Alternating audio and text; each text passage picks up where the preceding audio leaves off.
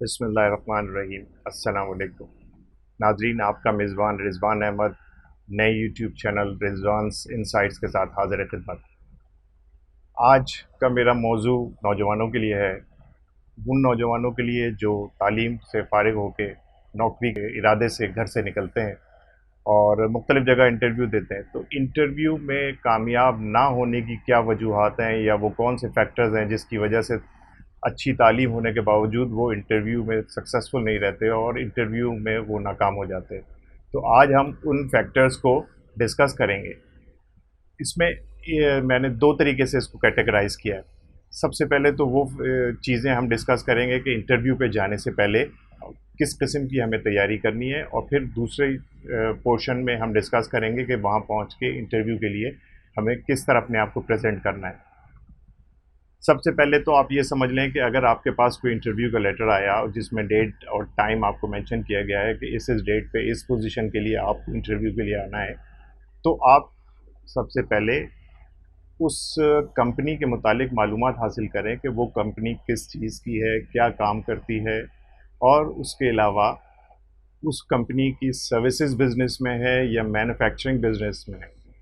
Services business में है तो उसका सोचने का और वहाँ की तैयारी का अलग अंदाज़ है। इसी तरह मैन्युफैक्चरिंग अगर है तो मैन्युफैक्चरिंग के लिए आप देखें कि उनकी कौन सी प्रोडक्ट्स हैं और वो प्रोडक्ट्स की नेचर क्या है, कितने किस्म की प्रोडक्ट्स में वो डील करते हैं। तो थोड़ा-सा कंपनी के मुतालिक मालूमात आप हासिल करें ताकि आप जब वहाँ जाएँ तो जो इंटरव्यूअर है उसको ये एहसास हो कि आप पहले से उनके मुतालिक कुछ जानते हैं। तो इससे एक कम्फ़र्ट ज़ोन डेवलप हो जाता है बात करने वाले को भी, कि उन्हें हर चीज़ आपको बताने की ज़रूरत नहीं पड़ रही। फिर इसी तरह जब आप जाएँ तो इस बात का ध्यान रखें कि आप कपड़े और ड्रेसअप जो हो रहे हैं वो ज़रा ग्रेसफुली तरीके से ड्रेसअप हों। ऐसा ना हो कि आप टी-शर्ट और जीन्स पहन के चले जाएँ, या क्योंकि बहुत सी पोस्ट ऐसी होती हैं जिसमें आपको उसी हिसाब से अपने आप को तैयार और मैनेज करना पड़ता है। तो ड्रेस अप आप हो ज़रा अच्छे तरीके से और फ्रेश लुक नज़र आना चाहिए। तो ये भी एक बड़ा इम्पैक्ट डालता है जब आप वहाँ जाते हैं इंटरव्यूअर के लिए कि वो देखता है कि एक अच्छा ग्रेसफुल आदमी है जो इंटरव्यू के लिए आया है। इसी तरह जब आप वहाँ जाएँ तो थोड़ा जल्दी पहुँचें।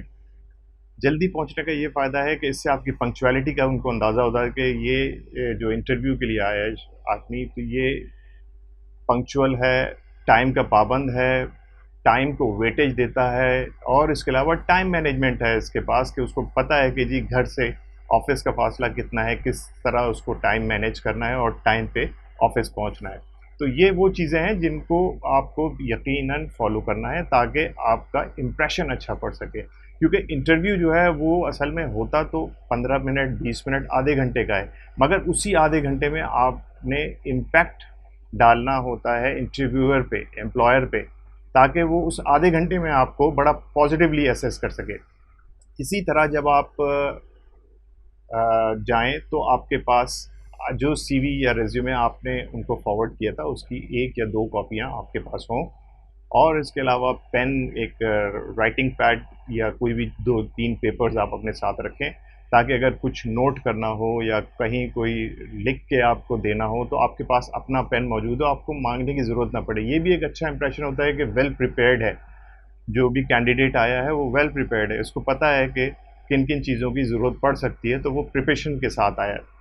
इसी तरह जब आप वहाँ जा रहे हैं तो आप कंपनी को एनालिसिस आपने किया, कंपनी को एनालाइज़ किया, माइंड मेकअप करें कि आप लॉन्ग टर्म रिलेशनशिप के लिए जा रहे हैं। और जब भी आप लॉन्ग टर्म रिलेशनशिप के लिए जाते हैं तो इस बात को आप ज़हन में रखें कि बहुत सी चीज़ें आप एडजस्ट कर रहे होते हैं। कुछ चीज़ें एम्प्लॉयर एडजस्ट करता है, कुछ चीज़ें एम्प्लॉयी एडजस्ट करता है, तो आप ज़हन बना के जाएँ, आप लॉन्ग टर्म रिलेशनशिप के लिए जा रहे हैं, क्योंकि जब आप लॉन्ग टर्म रिलेशनशिप के लिए जाएँगे तो एम्प्लॉयर बड़ा पॉज़िटिव लेता है इस बात को कि जो कैंडिडेट आया है वो लॉन्ग टर्म की बात कर रहा है। क्योंकि ये एक बड़ा हैसल होता है कि जी हर दूसरे साल या हर साल इंटरव्यू के लिए कॉल किया जाए, कैंडिडेट्स को कॉल करें, फिर इंटरव्यू लें, सिलेक्शन करें, क्योंकि उनका बिज़नेस सफ़र करता है। तो इसलिए लॉन्ग टर्म रिलेशनशिप का माइंड मेकअप करके जाएँ। फिर जब आप लॉन्ग टर्म रिलेशनशिप के लिए जा रहे हैं तो आपके ज़हन में गोल होना चाहिए कि आप अभी जिस पोज़ीशन पे जा रहे हैं, तो इस पोज़ीशन पे तो सारी उम्र काम नहीं करना आपने। तो इस पोजीशन से आगे बढ़ने के लिए आपके जहन में खाका होना चाहिए, एक स्केच होना चाहिए कि मुझे 1 से 2 साल में जो भी रिक्वायरमेंट होंगी इस पोस्ट की उसको कंट्रोल करना है और कोशिश करके अगले स्टेप पे जाना है।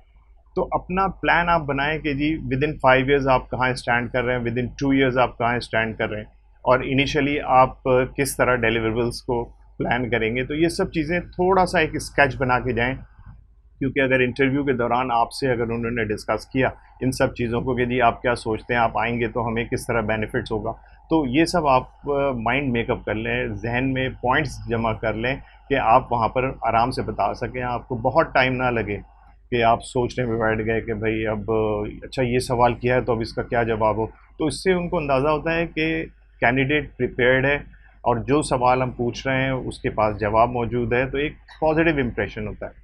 अच्छा, ये तो वो फैक्टर्स थे जिनसे जो आप इंटरव्यू जाने से पहले आपने अपने आप को प्रिपेयर किया, माइंड मेकअप किया और ये सारी चीज़ें। अच्छा, अब वो दिन आ गया जिस दिन आपको इंटरव्यू देने जाना है। तो जब आपको इंटरव्यू देने जाना है, जैसे मैंने पहले बताया आपको जल्दी पहुंचना है, आप वहां जल्दी पहुंच गए। अब वहां पर वो कौन से फैक्टर्स और एट्रीब्यूट्स हैं जो कि वो कंसिडर करते हैं। नॉर्मली ये जो अभी हम डिस्कस करेंगे ये चंद एट्रीब्यूट्स हैं जो कि इंटरव्यू के टाइम पे तो आप असेस कर लेते हैं, और इसके अलावा भी और भी एट्रीब्यूट्स हैं जो ड्यूरिंग जॉब एम्प्लॉयर असेस करता है आपके प्रमोशन पर्पज़ के लिए, वो हम बाद में डिस्कस करेंगे। अभी तो हम डिस्कस करेंगे कि जी जब आप इंटरव्यू के लिए जाते हैं तो वो कौन से एट्रीब्यूट्स हैं जो कि एम्प्लॉयर चाहता है कि जो कैंडिडेट आए उसमें ये चीज़ें मौजूद हों। सबसे पहली चीज़ जो है वो है आपका कॉन्फिडेंस। कॉन्फिडेंस जो है वो बड़ा इम्पॉर्टेंट है किसी भी पोस्ट के लिए, किसी भी नेचर के काम वो उसके लिए कॉन्फिडेंस बड़ा ज़रूरी है, क्योंकि जब तक आप कॉन्फिडेंट नहीं होंगे, जब तक आपको अपने ऊपर कॉन्फिडेंस नहीं होगा कि ये काम मैं कर सकता हूँ या नहीं कर सकता, तो जब तक आप डिलीवर नहीं कर सकते। तो डिलीवर करने के लिए कॉन्फिडेंस बड़ा ज़रूरी है कि आप जो काम कर रहे हो आप कॉन्फिडेंट हो कि जी ये काम कोई जो मैं कर रहा हूँ ये इसी तरह होना चाहिए, या अगर कोई डाउट है तो आप अपने सुपीरियर से बॉस से डिस्कस कर सकते हैं। तो कॉन्फिडेंस बड़ा ज़रूरी चीज़ है। इसी तरह कम्युनिकेशन स्किल्स एक बड़ा इंपॉर्टेंट एट्रीब्यूट है। लोग आपसे कम्युनिकेट करते हैं जॉब के दौरान, तो आपको कुछ डायरेक्शंस ऊपर से मिलती हैं, कुछ डायरेक्शंस आप अपने सबऑर्डिनेट्स को देते हैं, तो ये कम्युनिकेशन है। अब ये कम्युनिकेशन वर्बल भी हो सकती है, ये communication through email, through WhatsApp, through SMS. तो कम्युनिकेशन स्किल्स को आपको डेवलप करना है, और कम्युनिकेशन स्किल्स वो आपकी चेक करते हैं कि ये ना हो कि जी आपसे एक बात कही, आपने सुना और सुन के आप चले गए, तो अब उनको नहीं पता कि जी ये डिलीवर करेगा या नहीं करेगा, समझा या नहीं समझा। तो कम्युनिकेशन स्किल्स के हाँ जी आप समझ गए, हाँ जी मैं कब तक डिलीवर करूँगा, रिटर्न रिप्लाई, ये सारी चीज़ें जो हैं ये थोड़ा सा ये इंटरव्यू के दौरान कुछ एक हद तक तो इवैल्यूएट कर सकते हैं, तो वो कोशिश करेंगे कि ये स्किल आपकी इवैल्यूएट करें, तो इसमें अपने आप को इम्प्रूव करें। फिर इसके बाद है टेक्निकल कॉम्पिटेंसी। आप जिस पोस्ट के लिए जा रहे हैं उस पोस्ट के लिए आप कितने टेक्निकली साउंड हैं, आपकी नॉलेज आपके प्रोफेशन से या उस फील्ड से जिसके लिए आप इंटरव्यू देने जा रहे हैं, कितना आप प्रिपेयर्ड हैं, कितनी आपकी नॉलेज है, कितना आप अप टू डेट हैं।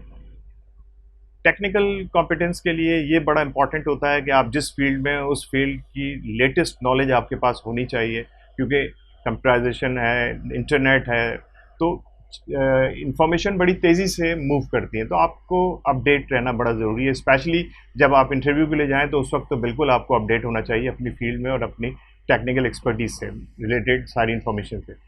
फिर इसके बाद आपकी आती है लीडरशिप स्किल्स। लीडरशिप स्किल्स जो है ये कॉन्फिडेंस होगा तो लीडरशिप स्किल होगी।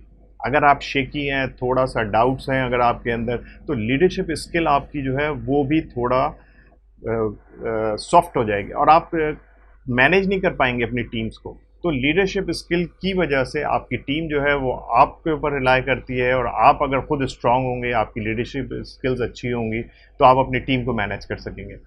तो ये एक स्किल भी है जो कि at the time of interview वो भी इवैल्यूएट करते हैं कि जी कितना कॉन्फिडेंट है, कितना कंट्रोल कर सकता है अपनी टीम को, तो ये सारी चीज़। फिर इसी तरह आपको कर्टियस भी होना है, कर्टेसी शो करनी है। जैसे थैंक यू के वर्ड है, जैसे यू वेलकम का वर्ड है। तो ये सारी चीज़ें वो हैं जिससे पता लगता है कि जी आप कर्टियस हैं, आप बहुत रिजिड माइंडेड नहीं हैं, आपको हमेशा थैंकफुल होना है। तो कर्टेसी जो है ये बड़ा आपकी परफॉर्मेंस में काउंट करती है कि अगर आप कर्टियस होते हैं तो लोग आपसे बात करने में झिझक महसूस नहीं करते। अगर आप रूड होते हैं तो लोग थोड़ा सा डिस्टेंस रखते हैं, थोड़ा सा आप कहते सोचते हैं कि यार ये इस बंदे से बात की जाए ना की जाए। तो कर्टेसी जो है ये आपके कैरेक्टर को भी रिफ्लेक्ट करती है, ये आपकी सॉफ्टनेस को भी रिफ्लेक्ट करती है कि आप कितने सॉफ्ट हैं। और आपको पता है कि आप जितने सॉफ्ट होते हैं तो लोगों में आपकी एक्सेप्टेबिलिटी उतनी ही ज़्यादा होती है। इसी तरह इंटेलिजेंस, आप कितना जल्दी चीज़ों को पिक कर रहे हैं, आप कितने इंटेलिजेंट हैं कि जी बहुत छोटी सी इंफॉर्मेशन से बड़ी सी अंडरस्टैंडिंग आप डेवलप कर लेते हैं, नॉलेज आप अपनी किस तरह अप्लाई करते हैं। तो ये सारी चीज़ें आपकी इंटेलिजेंस बेस्ड होती हैं। फिर इसी तरह एक और चीज़ जो बड़ी इंपॉर्टेंट है वो है can do attitude. Can do attitude का मतलब ये है कि आप ऑलवेज पॉजिटिव हैं, ऑलवेज रेडी हैं डिलीवर करने के लिए, ऑलवेज आप ओपन हैं अपने बॉस से डिस्कस करने के लिए।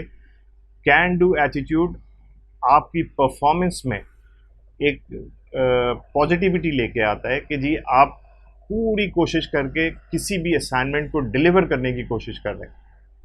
तो ये एक बड़ा इंपॉर्टेंट एस्पेक्ट है। इसी तरह वो एक चीज़ आप में और बड़ी इंपॉर्टेंट होनी चाहिए, वो है एम्बिशियस कितने हैं आप। इस जॉब को हासिल करने के लिए आप कितने एम्बिशियस हैं, कितना आप ईगर हैं इस जॉब को हासिल करने के लिए, आप विलिंग कितना है इस जॉब के लिए। अगर आप में विलिंगनेस नहीं है, आप गए जाके आप डम बैठ गए कि जी हाँ ठीक है जी, अगर हुआ हुआ, नहीं हुआ नहीं हुआ, तो एम्प्लॉयर को पॉजिटिविटी नज़र नहीं आती है। तो वो कोशिश ये करता है कि वो जो एम्बिशियस लोग हों उनको हायर करें। तो हमें बड़ा एम्बिशियस होके, बड़ा पॉजिटिव होके, बड़ा चीयरफुल और ब्राइट होके वहाँ सामने उनके इंटरव्यू के लिए बैठना होता है। अच्छा, अब ये तो वो फैक्टर्स हमने अभी डिस्कस किए जो आप इंटरव्यू के लिए बड़े ज़रूरी हैं, जिसको आप अपने अंदर डेवलप करें, और आप जब वहाँ जाएं तो आप इन सब फैक्टर्स को डिलीवर जब आप करते हैं तो इंटरव्यू में एक अच्छा पॉजिटिव नोट ट्रांसफ़र होता है, जिससे इंटरव्यूअर या एम्प्लॉयर कंसिडर करता है कि हाँ जी ये कोई अच्छा कैंडिडेट है जिसको हम शॉर्टलिस्ट कर सकते हैं। अब आप इंटरव्यू के लिए पहुँचे, आप टाइम पे पहुँचे हैं, टाइम पे पहुँचने के बाद आपको जब कॉल किया जाए, आप मीटिंग रूम में जहाँ पर इंटरव्यू कंडक्ट हो रहा है, जब आप वहाँ पहुँचें, तो वहाँ पर जब आप एंटर हो तो जो इंटरव्यूज़ बैठे हैं, तो जब फर्स्ट आप उनसे आपका सामना हो तो विद अ स्माइलिंग फेस के साथ जब आप एंटर होते हैं तो वो इंटरव्यूअर जो है वो भी थोड़ा सा कंफर्टेबल हो जाता है कि अब वो जिससे बात कर रहे हैं वो बड़ा सॉफ्ट है और उससे बात करने में उनको कोई प्रॉब्लम नहीं आएगी। तो जब आप एंटर हो, सॉफ्ट फेस के साथ एंटर हो, बॉडी लैंग्वेज आपकी बड़ी स्मूथ और रिदमिक होनी चाहिए। बहुत तेज़ तेज़ चल के जाना या जाके आप धड़ से सीट पे बैठ गए, ऐसा नहीं। थोड़ा आप ग्रेसफुली जाएं, ग्रेसफुली एंटर हो, बैठें, और थैंक्स के साथ मुख्तलिफ़ चीज़ें, आप जो ग्रैटिट्यूड नेचर की चीज़ें हैं वो सारी आप फॉलो करें। फिर इसके साथ इनिशियल इंट्रोडक्शन जो होता है, नाम जो प्लेजेंट्रीज़ एक्सचेंज होती हैं वो आप सॉफ्ट तरीके से प्लेजेंट्रीज़ एक्सचेंज करें तो उससे और कंफर्टेबल फील करता है। फिर आप वहाँ बैठें, फील हो कि जी आप पॉजिटिव हैं, बड़ा इनर्जेटिक होके आपको लगे कि हाँ जी आप इंटरव्यू देने आए हैं, आप ईगर हैं, आप कॉन्फिडेंट हैं, आप विलिंग हैं इस जॉब के लिए, और इंटरव्यूअर्स जो आपसे सवाल करें you are open to discuss with the interviewer. तो ये एक पॉजिटिविटी फील होनी चाहिए। नाजरीन, इस वीडियो का हम यहाँ पर इख्तिताम करेंगे और इंशाअल्लाह अगली वीडियो में फिर आपके साथ इसी मौजू को कंटिन्यू करते हुए दोबारा मुलाकात होगी। जब तक के लिए इजाज़त दीजिए। अल्लाह हाफ़िज़।